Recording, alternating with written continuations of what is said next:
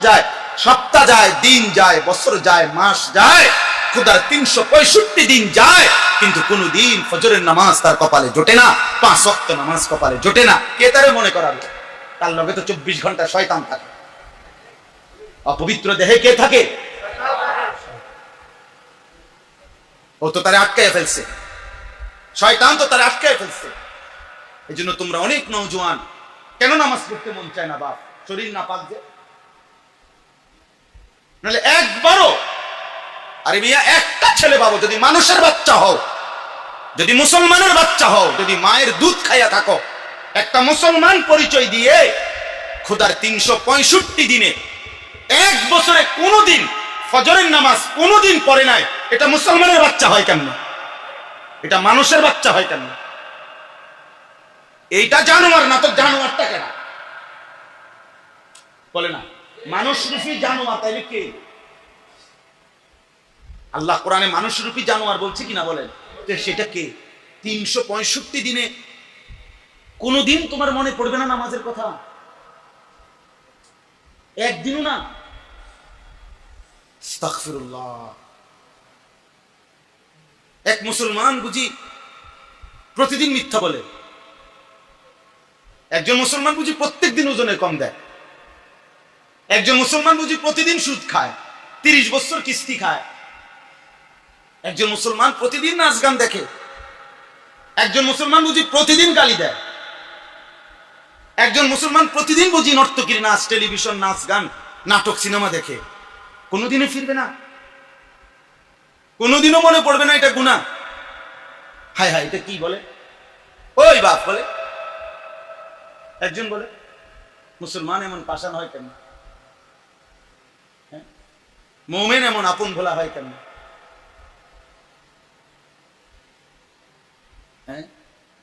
ইমানদার এভাবে ভুলে যায় কেন আল্লাহ? 16 বছর বয়সে যদি কেউ, প্রিয় যুবক, মাত্র 16 বছর, মাত্র 18 বছর, এত কম বয়সে যদি তোমার মালিককে তুমি এভাবে ভুলে যাও, বাকি জীবন কেমনে কি করবা? এত কম বয়সে যদি এত বড় শক্ত নাফরমান হয়, 40 বছর বয়সে সে কি করবে? 50 বছর বয়সে সে কি করবে?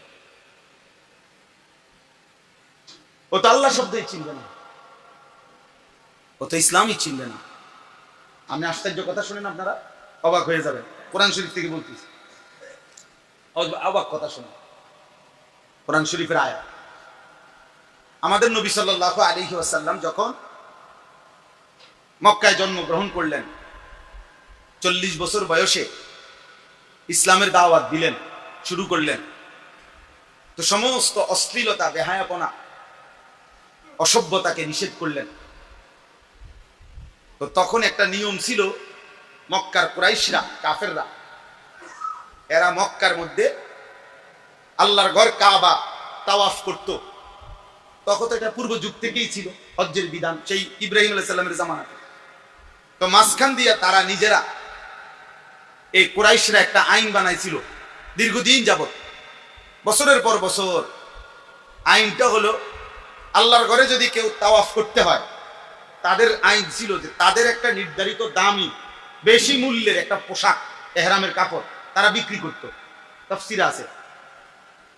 তো তাদের আইন ছিল, যদি কেউ এটা আইসা কিনতে পারে, মানে হে কিনতে হবে, এইটা যদি আপনি কিনতে পারেন আমাদের থেকে, তাইলেই শুধু এটা পরে আপনি তাওয়াফ করতে পারবেন। আর যদি এটা কেনার সামর্থ্য না থাকে অথবা কিনতে না চান, তাহলে উলঙ্গ হয়ে তাওয়াফ করতে হবে।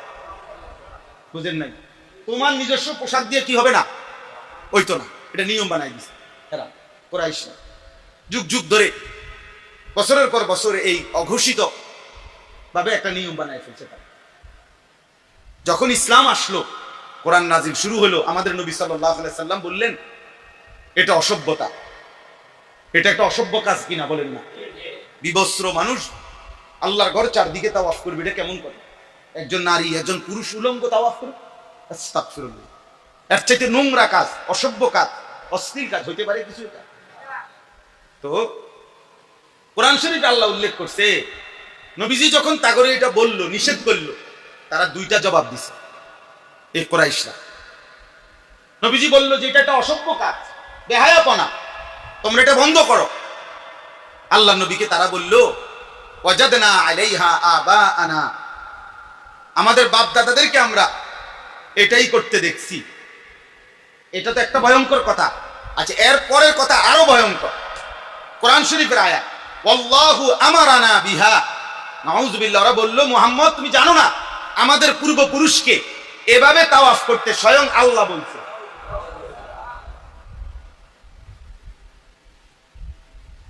কোরআন শরীফের আয়াত আছে, এনে তো কোনো ব্যাখ্যার কিছু নাই।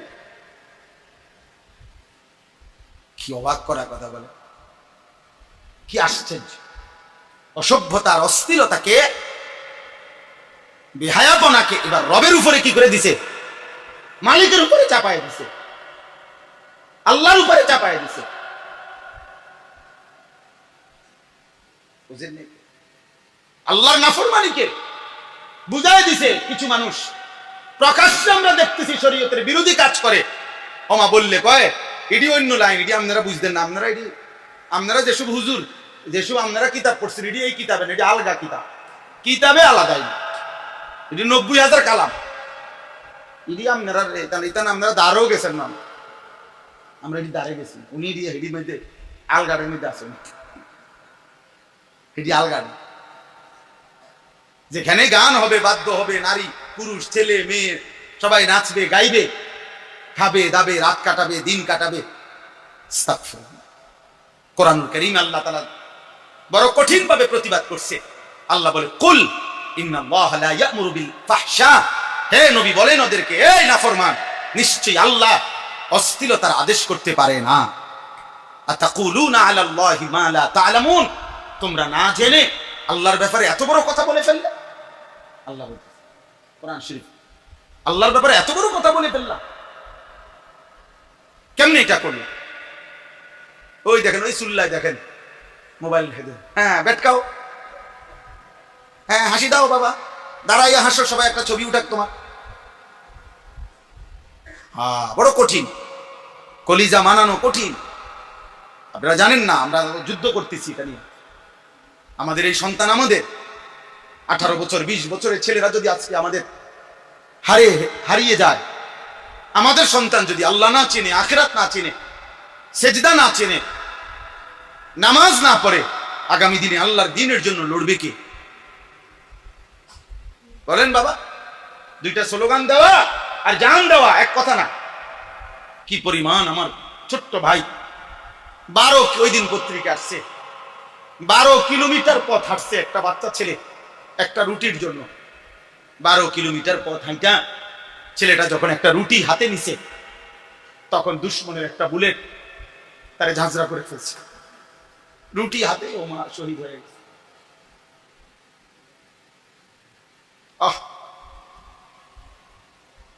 আর আমার সন্তানরা মোবাইল থেকে একটা মিনিট নজর ফিরাইতে রাজি না। চুল সাজাইতে হাজার হাজার টাকা ব্যয় হয়ে গেছে, কিন্তু কোনোভাবেই সিদ্ধান্ত নিতে পারতেছে না কিভাবে সুন্দর দেখা যায়। আরো 100 বছর যুবক সিদ্ধান্ত নিতে পারবা না। আল্লাহকে যে ছেড়ে দেয়, খোদার কসম, আল্লাহকে যে ছেড়ে দেয়, রসুলকে যে ছেড়ে দেয়, নবীজি সাল্লাল্লাহু আলাইহি সাল্লামকে, আল্লাহ তাকে মরুভূমিতে ছেড়ে দেয়। যার কারণে সে কোনোদিন আর কেমনে তার চুল রাখলে ভাল লাগে এটা আর সিদ্ধান্ত নিতে পারে না। কোন জামা পরলে কোন পোশাক, এজন্য প্রতি 3 মাসে পোশাক বদলায়, প্রতি 6 মাসে তার চুলের ডিজাইন বদলায়, চলাফেরার স্টাইল বদলায়। কারণ নাফরমান নিজেই জানে না তারে কেমনে সুন্দর লাগে। ও নিজেই সিদ্ধান্ত নিতে পারে না কোন চুলে তারে মানায়, ও নিজেই সিদ্ধান্ত নিতে পারে না কোন জামায় তারে মানায়। আমরা আলহামদুলিল্লাহ আজকে 44 বছরে কোনো দিন জামার ডিজাইনও বদলাইতে হয় নাই, চুলের ডিজাইনও বদলাইতে হয় নাই। যেদিন থেকে দাড়ি উঠছে সেদিন থেকে কোনোদিন একবার 1 সেকেন্ডের জন্য ভাবতেও হয় নাই যে এটা কাটলে ভালো লাগবে, না কমাইলে ভালো লাগবে, না ডিজাইন করলে ভালো লাগবে। আরে বেটা, 800 কোটি মানুষ যদি বলে যে আপনারে ভালো লাগে না দাড়িওয়ালা চেহারা, আমি বলি তোর ডিজাইনের উপরে, তোর ভালো লাগার উপরে থুতু মারি বেটা। আমার মুহাম্মদ আরবির সুন্নতি সুন্নাত বেটা, আমার রাসূল সাল্লাল্লাহু আলাইহি সাল্লামের দাড়ি মুবারক ছিল, অতএব এটাই সুন্দর, এটাই সুন্দর। এবার 800 কোটি মানুষও যদি সুন্দর লাগে না বলে, তোদের সুন্দরের উপরে থু।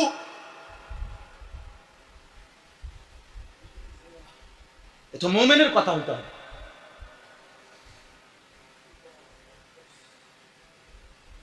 এই জন্য আমি আপনাদেরকে মনে করাইতে আসছি, প্রিয় ভাই, প্রিয় বাবা, আখিরাত নিশ্চিত।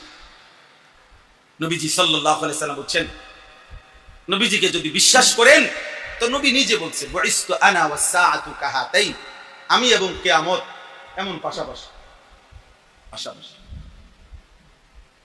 রাসূলুল্লাহ সাল্লাল্লাহু আলাইহি সাল্লাম আখিরাতের ব্যাপারে এতগুলো কথা বললেন, সব কথা মিথ্যা।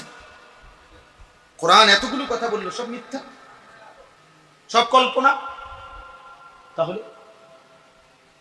তাহলে তোমরা যুবক কি কারণে নামাজ পড়ো না বাপ? সবাই আপনারা শুনে নিছেন, নবীজি সুপারিশ করবেন, আমরাও বলি সুপারিশ করবেন, 100 ঠিক। কিন্তু নবী সাল্লাল্লাহু আলাইহি ওয়াসাল্লাম যে বললেন, এশার নামাজ এবং ফজরের নামাজে যে আসে না মসজিদে, লা ইয়াশহাদুহুমা মুনাফিকুন, খোদার কসম, বিশুদ্ধ হাদিস। নবীজি বলছে, এশার নামাজ এবং ফজরের নামাজ যে জামাতে পড়ে না, সে মুনাফিক, মুনাফিক, মুনাফিক, মুনাফিক। আর এবার বলেন, যিনি সুপারিশ করবেন তিনি বললেন তুমি মুনাফিক, তো সুপারিশ করবে তোমার কোন আব্বায়?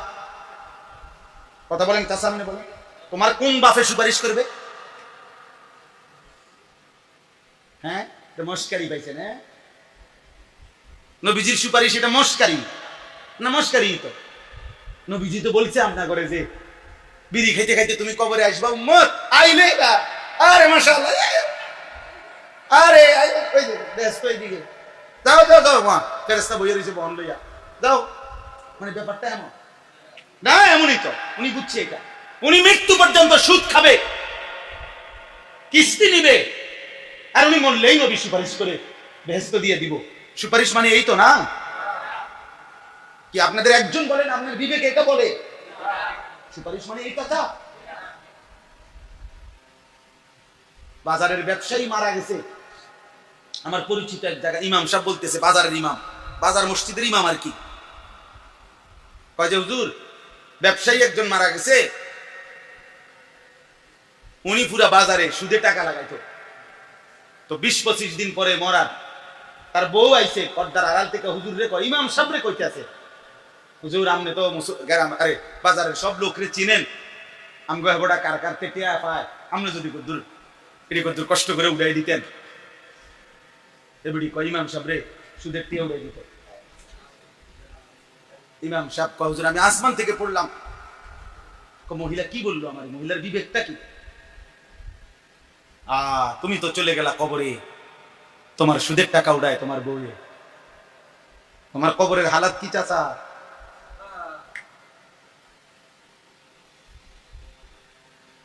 তুমি তো চলে গেলা কবরে চাচা, তোমার কিস্তি শোধ করে তোমার ফুটে, তোমার কবরের কি হালাত চাচা? আপনি তো চলে গেলেন কবরে, আপনি রেখে যাওয়া টেলিভিশন দেখে এখন জিফুত নাতি নাতনি আপনি কিনা দিছিলেন এটা, হ্যাঁ? আপনার কবরের হালাত কি চাচা? আখিরাত মামুলি মনে করেন না, আখিরাত খামখেয়ালি না। হাসরের মাঠ বা ফুটবল খেলার মাঠ না, হাসরের মাঠ ক্রিকেটের মাঠ না, হাসরের মাঠ ওই মাঠ 1.25 লক্ষ আম্বিয়া, আদম আলাইহিস সালাম থেকে নিয়ে আমাদের নবী পর্যন্ত সমস্ত নবী যে মাঠের ভয়ে কেঁদেছেন, দিবানিশি কাঁদছেন, ওই মাঠের নাম হাসরের মাঠ। ফুটবল খেলার মাঠ। কোরআনুল কারীমের মধ্যে আছে, ইব্রাহিম আলাইহিস সালামের মতো নবী আল্লাহর খলিল কিনা? বলেন। তিনি কোরআন শরীফে আছে, তিনি আল্লাহর কাছে দোয়া করতেন, রব্বি লা তুখজিনি ইয়াওমা ইউবাসুন ইয়াওমা লা ইয়ানফাউ মালুন ওয়ালা বানুন। তিনি বলতেন, রব্বুল আলামিন, হাসরের ময়দানে যখন কবর থেকে সবাইকে উঠাবেন, সেদিন আমি ইব্রাহিমকে বেইজ্জতি করবেন না। রব্বুল আলামিন, আমি জানি সেদিন কোনো মাল কিংবা সন্তান কোনো উপকারে আসবে না।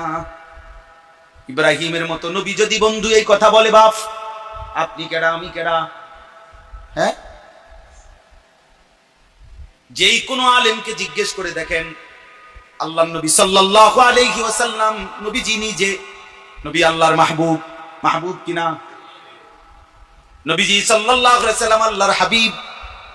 আল্লাহ বলছে, বন্ধু আপনার জন্য আমি হাসরের ময়দানে আলাদা স্পেশাল জায়গা রাখছি, মাকামে মাহমুদ।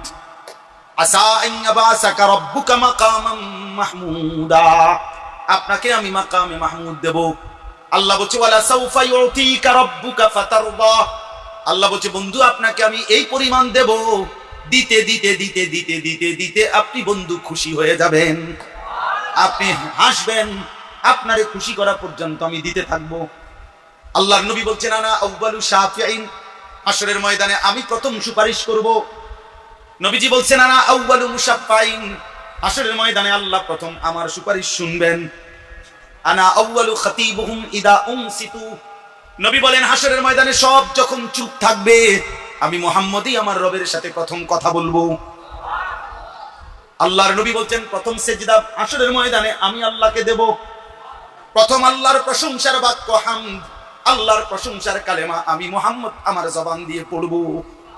আল্লাহর সামনে সিজদা দিয়ে হাসরের ময়দানে আমি মাওলার সামনে প্রথম চোখের পানি ফেলবো।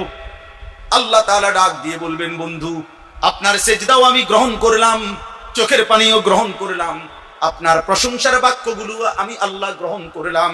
ইরফা রাসাক, আপনি মাথা উঠান, আপনি বসেন বন্ধু। সালতুতা, আপনি বলেন আমি আপনাকে দেব, বলেন আপনি। এত মর্যাদা। আনা আউয়ালু মান ইয়াকরাউ বাবাল জান্নাহ, নবীজি সাল্লাল্লাহু আলাইহি সাল্লাম বলেন আমি প্রথম জান্নাতের দরজা নাড়ব। দরজার কড়া প্রথম নাড়াবেন কে? রাসূলুল্লাহ সাল্লাল্লাহু আলাইহি সাল্লাম। কিলা মান, ভিতরের ফেরেশতা বলবে আপনি কে? নবী বলেন আমি নিজে বলবো, আনা মুহাম্মদ, আমি মুহাম্মদ। ফাফুতিহাল বাব, দরজা খুলে দেওয়া হবে। ওয়া ক্বালা আনতাযিরু লাক, ফেরেশতা বলবে আমি তো আপনার অপেক্ষাই করছিলাম, আপনি আসবেন বলেই তো হাজার বছর ধরে অপেক্ষমান, আপনি উদ্বোধন করবার জন্যই তো কাউকে ঢুকতে দিচ্ছি না। এত মর্যাদা, এত সম্মান যে নবীর। বন্ধু সেই নবী সাল্লাল্লাহু আলাইহি সাল্লাম প্রত্যেক দিন দুনিয়ার হায়াতে থাকতে 5 ওয়াক্ত নামাজের পরে কসম খোদার নবীজি আল্লাহর কাছে দোয়া করতেন, আল্লাহুম্মা হাসিবনি হিসাবান ইয়াসীরা, আল্লাহ আমি বন্ধুর হিসাব আপনি সহজ করে দিয়েন, আমার হিসাব মাওলা সহজ করে দিয়েন। আপনি কেডা? চাচা বলেন আপনি কে? ইব্রাহিম যদি এই কথা বলে, মুহাম্মদ আরবি যদি এই কথা বলে, আপনি কে? কোরআনে আল্লাহ বলছে ফাকাতিল ফি সাবিলিল্লাহ লা তুকাল্লাফু ইল্লা নাফসাকা, নবীকে আল্লাহ বলছে বন্ধু যদি ময়দানে আপনার সাথে যুদ্ধে কেউ না থাকে তবু আপনি একাই যুদ্ধ করবেন। নবীজিকে আল্লাহ বলছে আপনার সব 5 ওয়াক্ত নামাজের পরে নবী পড়তেন। বুঝতে শিখেন, একজনই বুঝে। আমরা গ্রামের মানুষ, আমরা সাধারণ মানুষ, আমরা দিন আই না দিন খাই, এই সমস্ত ফাকনা কথা এটি সাদওয়ানে কইেন, হাসরের ময়দানে না। এসব গফ, এসব সুন্দর সুন্দর কথা মস্কারি হাসরের ময়দানে চলবে না, হাসরের ময়দান হবে না বাবা। আল্লাহ, আমি বউ বাচ্চা জিফুত মানুষ করতে করতে, সংসার করতে করতে নামাজেরও সুযোগ পাই নাই, কোরআন পড়ারও সুযোগ পাই না, আপনারা ডাকার সুযোগও পাই নাই, এমন কথা বললে খোদার কসম কবরে আপনি মাফ পাবেন না। আল্লাহ আমাদেরকে বুঝ দান করে।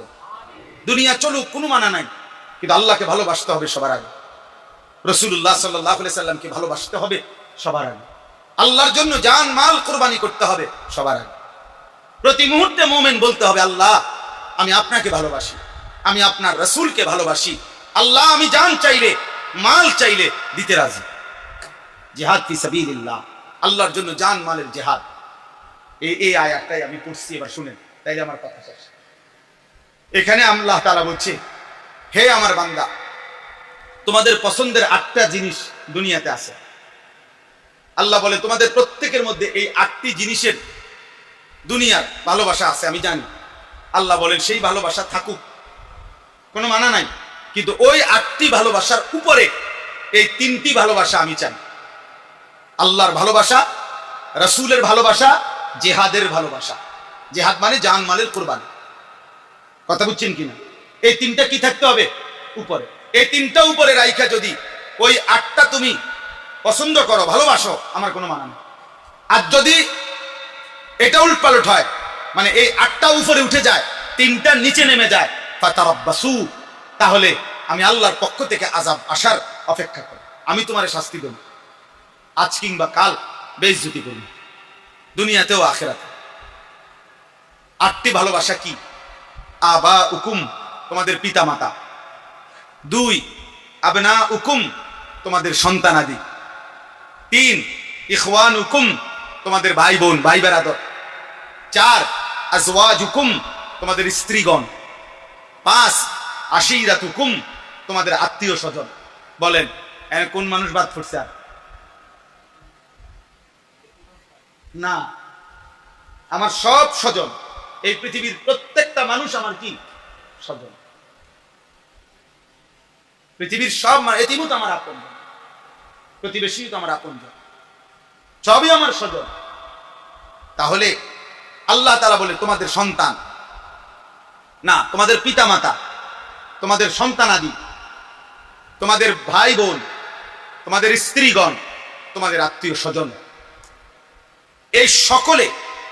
6 নাম্বার ওয়া আমওয়ালুন ইখতারাফতুমুহা, তোমাদের অর্জিত জমানো সম্পদ, তোমার কামাই করা সম্পদ।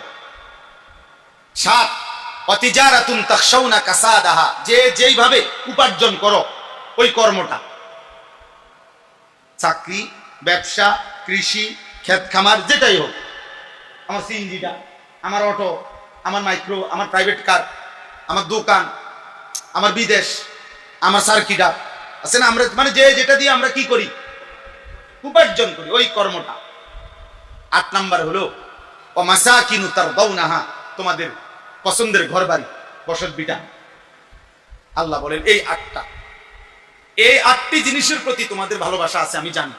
প্রত্যেকে তার জমানো সম্পদের প্রতি ভালোবাসা আছে, প্রত্যেকে তার কর্ম যেটা দিয়ে উপার্জন করে ওইটার প্রতি তার ভালোবাসা আছে, প্রত্যেকেই বাড়ি ঘরের প্রতি ভালোবাসা আছে। আর ওই মানুষের যে 5 আইটেম, এগুলো বলা হইল, মানুষের অন্তরে এগুলোর প্রতি স্বাভাবিক ভালোবাসা আছে। তো আল্লাহ তাআলা বলেন এই 8টি ভালোবাসা আহাব্বা ইলাইকুম, যদি বেশি হয়ে যায়, মিনাল্লাহ, আল্লাহ থেকে, ওয়া রাসূলিহি, রাসূল থেকে, ওয়া জিহাদিন ফি সাবিলিহি, আল্লাহর পথে জিহাদ থেকে, ফাতারাব্বাসু হাত্তা ইয়াতি আল্লাহু বিআমরি, তাহলে আল্লাহর আযাব আসার জন্য অপেক্ষা করো। তোমারে আমি শাস্তি দেব, বেইজ্জতি করব, ফি দুনিয়া ওয়াল আখিরা, অন্য আয়াত আছে, দুনিয়াতেও আখিরাতেও আপনি কষ্ট পাবেন। আমনে বিবি বাচ্চারে খুশি রাখতে গিয়ে ওদের নামাজের কথা বলেন নাই, আপনি বিবি বাচ্চারে খুশি রাখতে গিয়ে, স্ত্রী সন্তানকে খুশি রাখতে গিয়ে হারাম রোজগার করছেন, হারাম রোজগার। তার মানে ভুলে গেছেন আল্লাহকে, মনে রাখছেন এদেরকে, ভুলে গেছেন রাসূলকে, মনে রেখেছেন এদেরকে। বলেন 30 বছর ধরে যার ঘরে 20 বছর ধরে রঙিন টেলিভিশন চলতেছে, প্রতিদিন বিবি বাচ্চা, নাতি নাতনি, নাচ গান, নর্তকীর ছবি দেখে, নাটক সিনেমা দেখে, আপনার মনে আছে আল্লাহকে? কথা বলে না কেন? মনে আছে রাসূলকে? আপনার ভালোবাসা এরা গালে, এরা আপনার ভালোবাসার বেশি বেশি। আল্লাহ তাআলা বলেন অপেক্ষা করো, আমি শাস্তি দেব, আজ কিংবা কাল অপমানিত হবা। 30 বছর পরে দেখবা পুতের ঘরের নাতি মাইয়া লইয়া বাইগা গেছে। 40 বছর পরে হলেও শুনবা, আরে আমনে মরলে আমনের নাতিরে প্রয়োজনে 70 বছর পরে হলো মানুষ বলবে তোর দাদা সুদখোর ছিল। লম্বা লম্বা কথা কস, চিনি না তোর দাদা বাটফারা ছিল। আল্লাহ বলে এই যে বেইজ্জতি করলাম, অপমানিত তোকে আমি করবই না ফরমান। আমাকে বাদ দিয়া ওদেরকে খুশি করছো, ঠিক আছে, অপেক্ষা করো। আমার রাসূলকে বাদ দিয়ে ওদেরকে খুশি করেছো, ঠিক আছে, ঠিক। কি পরিমাণ মুসলমান আজকে আমরা বিবি বাচ্চা, একটা সোফা কিনতে বললে কিস্তি নেয়। হায় মুসলমান, এক সেট সোফা দিয়ে আখিরাত এভাবে বরবাদ করে দিলে, মাত্র 20,000 টাকার জন্য আখিরাত শেষ করে দিলে। বলে সামান্য ফার্নিচারের জন্য কিস্তি নেয়। হায় আফসুস, 5,000 টাকা কিস্তি নিছে। 5,000 টাকা দিয়ে এক মানুষের দুনিয়ার প্রয়োজন শেষ হয়? 30,000 টাকা কিস্তি নিছে, 30,000 টাকা দিয়ে একজন মানুষের প্রয়োজন পূরণ হয়? মাত্র 30,000 টাকার জন্য মালিককে ভুলে গেলেন, মালিককে ভুলে গেলেন। আমার কাছে কিতাবে আছে, এক বুজুর্গের কাছে এক সাধারণ মানুষ, এক ইমানদার মুসলমান আইসা বলছে, হুজুর আপনি দ্রুমুক রে সাল্লি ফুলানান ফি কাদা, আমার একটা জিনিস দরকার ওনার কাছে আছে, আপনি একটু কইলে দিব, আপনি একটু ওনারে বলে দেন, আপনি বললে দিয়ে দিব। এই কথাটুকু শুধু বলছি। আমি নিজে কিতাবে পড়ছি, আল্লাহর ওই প্রিয় বান্দা বলছে, কুম মাই নুসাল্লি রাকাতাইন ওয়া নাসআলুল্লাহ তাআলা ফালা আতরুকু বাবান মাফতুহান ওয়া আকসিদু বাবান মুগলাকান। বলছে, হে আল্লাহর বান্দা, চলো ওঠো তো তুমি, চলো আমরা দুইজনে 2 রাকাত নামাজ পড়ি আর ওই মালিকের কাছে চাইতে থাকি। তো তিনি বলছেন, কেন খোলা দুয়ার ছেড়ে বন্ধ দুয়ারে যাব? রবের দুয়ার তো সবসময় খোলা, চলো খোলা দুয়ারেই চাই। ওই দুয়ার তো খোলা না বন্ধ আমি জানি না, কারণ সে দিবে না দিবে তার তো দেওয়া নিশ্চয়তা নাই। ওই মালিক তো বলছে আমার কাছে চাইলে আমি দিয়েই থাকি। কি হিসাব, কি হিসাব! আমরা কিতাবে পড়ছি, একজন বাদশাহ ছিলেন, বাদশাহ হারুনুর রশিদ। পৃথিবীর ইতিহাসে মুসলমানদের নাম করা বাদশাহ হারুনুর রশিদ, উমাইয়া খলিফা। এই হারুনুর রশিদ, ওনার একটা অভ্যাস ছিল, উনি প্রতি বছর হজ্জে গেলে হজ্জের সময় কাবা ঘরের সামনে ইবাদত শেষে, মনে করেন নামাজ শেষে, ওনার ইবাদত শেষে মুক্ত 2 হাতে দান করতেন মানুষকে। তো দলে দলে মানুষ কাতারে দাঁড়াইতো, উনি দিতে থাকতেন, দান করতেন, ওই বাদশাহ হারুনুর রশিদ। তো একবার দূর থেকে এক লোক, গরিব মানুষ, এই কথা শুই না তার নিজের ছেলেকে নিয়ে আপনার মক্কা শরীফ আসছে, হারুনুর রশিদের কাছ থেকে কিছু কি দান নিবে। তো আইসা কাবা ঘরের সামনে আইসা একজন লোককে জিজ্ঞাসা করছে যে হারুনুর রশিদ কোথায়? তো ওই লোক দেখাই দিছে, ওই যে দেখো কাবার দরজার কাছে দাঁড়াইয়া, কাবার সামনে দাঁড়িয়ে দোয়া করতেছে একজন লোক, 2 হাত তুলে, খেয়াল করো, ওই উনি হারুনুর রশিদ। তুমি যাও ওনার পিছনে গিয়ে দাঁড়াও, মুনাজাত শেষ হইলে, দোয়া শেষ হইলে উনি দিবে, অন যাও। ওই লোক তার ছেলেকে নিয়ে কাবা ঘরের সামনে ওই হারুনুর রশিদের পিছনে গিয়ে দাঁড়াইছে, দাঁড়াইয়া শুনতেছে হারুনুর রশিদ কি কয় দোয়ার মধ্যে।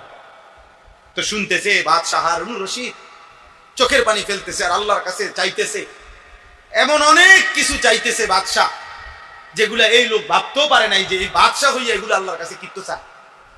কিন্তু সে যখন দেখলো অনেক প্রয়োজনীয় জিনিস উনি আল্লাহর কাছে চাইতেছে, কসম খোদার, আমরা কিতাবে পড়ছি, ওই লোক তার ছেলেকে ডাক দিয়ে বলছে, বাপ, ছেলেদের বাপ, চলো, যার কাছে চাইতে আসছি তারই তো প্রয়োজনের শেষ নাই, তারই দেখি সমস্যার শেষ নাই, সে আমারে কোত্থেকে দিবে রে? সে যার কাছে চায়, চল না বাপ, আমরা বাপ্পু মিলে ওই মালিকের কাছে যা। এবার এই বাপ্পু তো হাত তুলছে আল্লাহর কাছে, যা লাগবে না, হারুনুর রশিদেরটা লাগবে না, হারুনুর রশিদের মালিকের কাছে চায়। হারুনুর রশিদই তো ভিখারি, ওই আমারে কি দিবে? এই জন্য দোস্ত, একটা সুন্দর হায়াতও যদি চাও, আল্লাহর কাছে ফিরে আসো। মনে রাখো বাপ, ছেলেদেরকে বলি, মোবাইলের নারী দেখা, রাস্তার নারী দেখা, অশ্লীল ছবি দেখা আর বাস্তবতার বিবাহিত স্ত্রী এক কথা না ভাইয়া। খোদার কসম আমি বলে গেলাম, চরিত্রহীন যুবক আজকে যারা নষ্ট হয়ে যাচ্ছ, একদিন স্ত্রী নামের যে নারী তোমার ঘরে আসবে, সে তোমারে কষ্ট দিবে। আমার নাম আনিসুর রহমান, মনে রাখ, ওই খবিস তোমারে কষ্ট দিবে। আল্লাহ তোমার ওয়াদা দিছে আমি তোরে শাস্তি দেব। তখন বুঝবা, বউ যখন 2 নম্বর, বউ যখন দেখবা 3 নম্বর, তখন বুঝবা ফাসাদ লাত্তি কারে বলে। তখন বুঝবা কয়দিনে সপ্তাহ যায়, কয়দিনে মাস যায়। অনে না মানুষের বেডি চাইতে মন ভাল লাগতেছে, মোবাইলের মহিলা, রাস্তার মহিলা। কোন স্বামী যখন শুনবে তার স্ত্রী পরকীয়ায় আসক্ত, আরেক পুরুষের সাথে হারাম সম্পর্ক, তখন না বোঝা যাবে দুনিয়া কাকে বলে। তখন না বুঝবে। কয়জন দেখবা আমার কাছে চলো, আমি দেখাই। আমি ঢাকা শহরে জুমা পড়াই। 1000 কোটি টাকার মালিক, 400 কোটি টাকার মালিক, 400 কোটি টাকার মালিককে আমি দেখছি অঝরে কাঁদে। তুমি বুঝবা করতে কার? তোমাদের কাছে কি আর বলে? হ্যাঁ, বাইরের পৃথিবী তো সবার সামনে তো হাসি মুখ, 80 লাখ টাকার গাড়ি, অত্যাধুনিক এসি ওলা রোম, মানুষের সামনে তো হাসে। ওই হাসি পরীক্ষা করলেও তো ফরমালিন আসবে। ল্যাবে যদি পরীক্ষা করে, একাকিত্বের কষ্টের কোনো শেষ নাই। কোটি টাকার সম্পদের ভিতরে সে সুখ পায় না, কারণ চোখের সামনে যে দেখে তার স্ত্রী অন্য পুরুষ নিয়ে ব্যস্ত, তার জীবনে আর সুখ কোথায়? বলেন চাচা, তার জীবনের আর রইলটা কি? বলে 26 বছর বিদেশ করার পরে এক প্রবাসী আমারে বলছে, আমি সবার জন্য বলি না, যে ভালো তো ভালোই, যে বোন ভালো ভালোই, ভালো আছে বলেই এখনো সূর্য চন্দ্র ওঠে, নাফরমানের কারণে না। কিন্তু 26 বছর বিদেশ করে আইসা ওই ভদ্রলোক আমারে জড়াইয়া ধরে কাঁদছে, হুজুর জীবনের তরে চলে আসছিলাম, 4 তলা বাড়ি করছি উপজেলায়। কয়ার পরে উপজেলার মধ্যে আইসা দেখি পুরাটা বাজারের একটা রিক্সাওয়ালা পর্যন্ত আমার বেডিরে চেনে, আমার বেডির নাম দিয়ে আমারে পরিচয় দেয়, ওই তাই জামাই। এই পরিমাণ বাজারে বাজারে ঘুরছে যে দিন মজুর ঠেলাওয়ালাও আমার বিবিরে চেনে। আমার জীবনের আর ইজ্জত কি রইল? সম্মান কি রইল? সম্মান কি রইল ওই বেচারা? অথচ 26টা বছর সে কি পরিমাণ রক্ত পানি করছে। সৌদি আরবের ঘাম কি পরিমাণ, সৌদি আরবের রৌদ্র কি পরিমাণ। একটা একটা টাকা রোজগার করতে বেচারা প্রতিটা টাকা রিয়াল হয়তো ঘামে ভিজছে, তার কলিজা পানি করা, রক্ত পানি করা টাকা। আর সন্তান 2 হাতে মোবাইল টিপে, সন্তান 2 আঙ্গুলে মোবাইল টিপে, বেটি 2 আঙ্গুলে মোবাইল টিপে, বেটি বাজারে বাজারে ঘুরে। তোমার স্বামী এই জন্য রক্ত পানি করছে? আল্লাহ হেফাজত করে। শেষ আমার ফাতারাব্বাসু হাত্তা ইয়াতি আল্লাহু বিআমরি। আল্লাহ বলছে আমি তোকে অপমানিত করব বান্দা। আখিরাতে তো আছেই, দুনিয়াতে সুখ মিলবে না। বাজারে বন্ধু, খাট পালং, সোফা, ফার্নিচার সব পাওয়া যায়, হৃদয়ের সুখ রবের কাছে পাওয়া যায়। কার কাছে? বাজারে ল্যাপটপ, কম্বল, বালিশ সব পাওয়া যায়, এসি পাওয়া যায়, কিন্তু রবের কাছে ঘুম পাওয়া যায়। এই জন্য ঘুম কে দেয়? এই জন্য কত হাজার কোটিপতি আছে, সারা রাত ঘুম আসে না, অথচ অত্যাধুনিক দামি বিছনা বালিশ সব আছে, এসি চলে, কিন্তু ঘুম নাই। কত সাধারণ মানুষ রেল স্টেশনে, বাস স্টেশনে ইটের উপরে মাথা দিয়ে ওই সারা রাত ঘুমায়। আমি দেখছি একবার ইয়াসিন ভাই বেড়ায়, মনে হয় রাত্রে ট্রাকের থেকে আলুর বস্তা নামাইছে, বুঝলি, বস্তায় দিতে এমনি থুয়ে রাখছে আলুর বস্তা আর কি। এই বস্তার উপরে তারা 2 জন ঘুম দিছে, যে এমন ঘুম। সাইডে দিয়ে আমি একজন লোকরে ভিতরে মানে নামাই দিয়েছি মাদ্রাসার সামনে।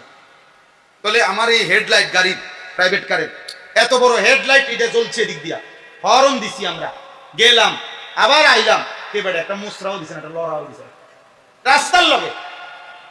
আমার চোখে দেখ আলুর বস্তার মধ্যে কি করতেছে? ঘুমাইতেছে। তাহলে রব যদি ঘুম দেয়, পিঠের উপরেও ঘুম আসে, আলুর বস্তার উপরেও কি আসে? আমি এমন ভদ্রলোকও দেখছি, প্রাইভেট মেডিকেল কলেজের মালিক, একটি প্রাইভেট মেডিকেল কলেজ যেখানে বিদেশি ছেলেরাও পড়ে, আমি নিজে দেখছি। ওই ভদ্রলোক সারা রাত নিজের বিল্ডিং এর ছাদে সারা রাত বসে থাকে, গিটার বাজায় আর সিগারেট খায় সারা রাত। এখানে যদি কম খায় 200। বুঝেন নাই? ঘুম কোথায়? ঘুম কোথায়? কোথায় ঘুম? কোথায়? মূলত রবের কাছে। আল্লাহ বলছে ফাতারাব্বাসু হাত্তা ইয়াতি আল্লাহু বিআমরি আল্লাহু লা ইয়াহদিল কওমাল ফাসিকিন।